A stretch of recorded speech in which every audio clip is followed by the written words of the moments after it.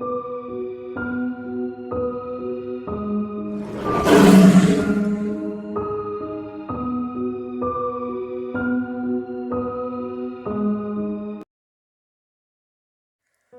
can hear the screams of men and gunfire. I could smell their fear. They know something is in the dark. Something strange, menacing, and very, very hungry. Oh god, Bam! The hell is that, Bam Bam? It hurts, Bam Bam! Please don't! Bam Bam Bam Bam! No! Bam Bam Bam Bam Bam Bam! I wake up trembling in the cold sweat, sheets tangled around my legs. I look across the bed to the nightstand, the green LED lights telling me that it's 4:30 a.m. It was the dream again, the same dream. I glance reproachfully and at the remains of filth, whiskey, and half a bottle of sleeping pills, lying on its side by the clock. They've never kept the nightmare from me before, but I still have hope. It's just a question of finding out the right quantity. My hands are still slightly shaking. I grab the bottle and take a healthy swallow, then drop the empty puke green colored carpeting that passes as decoration in my bedroom. It burns, but that just is fine. Knowing that I'll never get back to sleep, with only 30 minutes before I had to set my alarm to awake me anyway. I throw on coffee, jump in the shower. It's cold, but that's just fine too. I stand there, arms embracing me against the wall, head bowed underneath the frigid stream of water, and try to forget that I say that for a long several minutes. Finally, when my skin is practically blue when I get out and towel off, shivering from the chill. My name is Michael Laundry, and today I'm a high school history teacher at Haverbrook Prep School on the main line outside of Philadelphia. The shower is just what I needed. Already the vivid horrors of my dream have began to slowly fade back into my subconsciousness. I know all too well that they'll be back with full force when I finally manage to drift off to sleep. But even this slight repressive is welcome. I look into the mirror and decide the dark bags under my eyes can be attributed as a unique lack of sleep as my ill-advertised blender. I quickly run to the razor cover through the subtle of my beard and briefly attempt to tame off the mop of brown hair still stickling at top of the odd angles. Not that long ago I have gotten reprimanded if this was half this length. I return to the bedroom and dress in the dark slacks and gray button-down shirt that has become my unofficial teaching uniform. I'd worn this uniform for for most of my life, and considered it to be shameful waste of time to spend too much effort worrying about what to wear. Moving to the kitchen, I decided to take advantage of my unexpected time this morning and scrambled some ham, eggs, and completed my coffee. I note that besides the few remaining eggs and a half-eaten package of unassorted lunch meat, my refrigerator is virtually bare, not counting 3-day expired carton of milk and 2 cases of beer. I grimace at the trash can sitting next to the refrigerator, currently overflowing with empty takeout containers, slapping the egg meat concoction between 2 slices of only slightly stale bread. I throw on my black pea coat and ward off to the chill November air. Grab my thermos, throw yesterday's graded quizzes into my valet, and headed for the door. Gripping the coffee and billet underneath my arms and the sandwich in my mouth, I punched the 6-digit code to my state-of-art security system. I step outside and fumble with my keys to work with these separate deadbolts, securing the giant steel slab that nerves as a front door to my floor apartment. All the extra precautions might seem a bit much, but overlook makes it up for insanely cheap rent, with an even more astonishing crime and murder rate. With that in mind, I probably would have considered upgrading my security, even if the events 3 years ago hadn't shown exactly how many scary things existed in the world. That experience is also what prompted me to start carrying my tiny Glock currently concealed in my ankle holster. I'm on good terms with Gabe Parr, the aging head of security at the school, who generally shares my view on gun control. Make sure you're on the one with the control of the gun. Gabe had been enlisted 20 years in the army, just missing the tail at the end of Vietnam and retiring as Master Sergeant for the first Gulf of War, sounding like a cross between Sam Elliott and Ernie McDermott. He is the NCO, crusty, hard-bitten, and essentially very platoon sergeant I have ever known to roll into one. Even after finding out that Haverbook have no weapons searches to speak of, I revealed to Gabe that I was carried shortly after starting the job. I reasoned with his position to make him look like I was the most likely person to find my gun during the course of the normal workday. To my surprise, he was completely supportive. I would later learn for some circumstances behind Gabe's enlightened opinions. On one occasion, we had gone out for drinks. He had confined me into his youngest son, Billy, had just been killed 2 years earlier. His boy had been 16 and carrying $5 on his way home from that evening at basketball practice when he was approached and strung out now junkie, just looking to score some quick cash. The lone witness the crime said that the druggie took the money then. Apparently angry that his efforts had been wasted, he shot the boy out of spite. Unfortunately, the witness was unable to identify the junkie's features and the gathering dark. The murder was never caught. Suddenly, Gabe's unique perspective became crystal clear.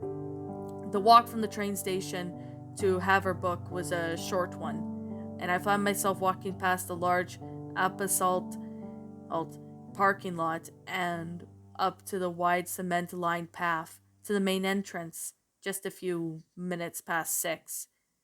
The entire building is a sturdy architectural extravagance, enormous grande archways, steep turrets, and even literal tons of red-brown brick make the whole gala resemble more exclusive the postgraduate university and college prep school. The official seal was then carved into the peak of the entranceway arch. Its motto, Mens Corpus Enumus, proudly emblazoned beneath. I spot Gabe as I pass through the archway to the hall. He's manning the door, the main one himself, as he does every morning. Once during my first year, and I asked him why. Mike, he told me, I man at the front cause when the shit hits, I want to be the one to go through me first. 20 years in, and more action than I can remember. A hint of anything in this world, you can walk through that door, and I already ain't fought. You're blown up more than twice. While some greenhorn's busy pissing himself, I've already drawn and put at the 10 rounds in the murder center mass. I couldn't help but argue with his logic. Morning, Gabe, how's it going? Not so bad, Mike. Only sort of wanted to go off through the ma'am at the elbow when I woke up, then saw my wife number 3 this morning. Still marked improvement over the last one. He spits into the unused styrofoam coffee cup he had purposely in hand, and had a huge wad of tobacco wedged underneath his lower lip. Good to hear. We're still hitting for the bar tonight? Depends. You still drink that youngling bullshit? You know it. When are you gonna give up that shit and move into a real American beer like Bud? Gabe, we've been over this 100 times. Yodeling is American. and it's brewed in Pennsylvania. Hey, not that I care about the dean tell you not to dip on the job anymore. Sure did. I ain't don't. Just don't less any neither. Yeah, pick you up at 9. After receiving my discharge from the army, I got in pretty bad way. Chronic alcohol will not do to you. I applied to the Haverbrook in response that they were looking for social studies teacher, specializing in army history. I figured that dropping my name into that particular hat couldn't hurt. Imagine my surprise when the school is not only asked me to interview a few days later, but it ended by the time they were offering me the job. Fortunately, only riding a slight buzz at the time, I had enough to control to take it. Apparently, the school board saw West Point graduate and overseas combat experience as enough to move on ahead, and the dozen or so certificate academics I was directed in competition with 2 older board members with the prior service experience made a case for me hiring the other 8, stating that no one was better qualified to tech military history than someone who actually has seen combat. They argued and competent professional educators that I would always be available, and the worst case scenario, the board could fire me after seeing the semester and hire one of them. I wouldn't say that Haverbrook job was exactly what I needed to get my life back on track. It's just a job. I bet one was a good salary and better benefits. It serves 2 purposes: pay the rent and keep me in booze. That's all. I won't say one simple act of getting the job made me get along with my landlord. My nightmares disappear, or the world would have been a better place for everyone to live in. It didn't. My landlord, Mr. Peacombe, is still a prick, which I attribute to graduous levels of inbreeding. My dreams have only become worse, more horrifying than each retelling. My men are still dead. Officially founded in the early 1900s, Haverbrook can actually claim history back to previous revolutionary times, when one-room schoolhouse stood in the very same spot. That first tiny structure only occupied by one small corner of the total grounds allotted into the school, which actually encompass almost 20 square miles of rolling wooden terrain. At the aesthetic compound is by far my favorite building at Haverbrook, especially because one of the many perks associated with that being a faculty member is that unrestricted access to any and all equipment and facilities. Since I no longer have 2 hours of physical training scheduled into my day by the government, this fact alone was enough to have me stave off the approaching effects of middle age. Today is the last day of school before Thanksgiving break, so I decided to go for a run after class lets out. It's a perfect kind of weather of mid-50s and no breeze, just warm enough to start out cold, just cool and not easily overheat. The main gymnast contains a locker room for other faculty members to use, complete with a small bank of washers and dryers. Such amenities and convenience, since I didn't want to get consistently transporting workout clothes back and forth on the train. Distance melts away the grounds, speeds beneath my feet. Most days I have to try to put on 5 or 6 miles on the winding forest paths, and there are, though, enough of them that I can only repeat my routes every couple weeks. Today is one of them, more difficult trails than I frequent, 5.25 miles of almost consistent elevation change. About halfway into the run, my legs are burning and I feel the breathing shortened as I near the top of the particularly brutal hill. I pause at the summit for a moment to look back and take in the view. Vast acres of untamed wilderness stretch behind me. The crisp snap into the air makes everything seem somehow sharper, but in doing so will only aggravate the gray deadness that is industrially leached into every aspect of the environment.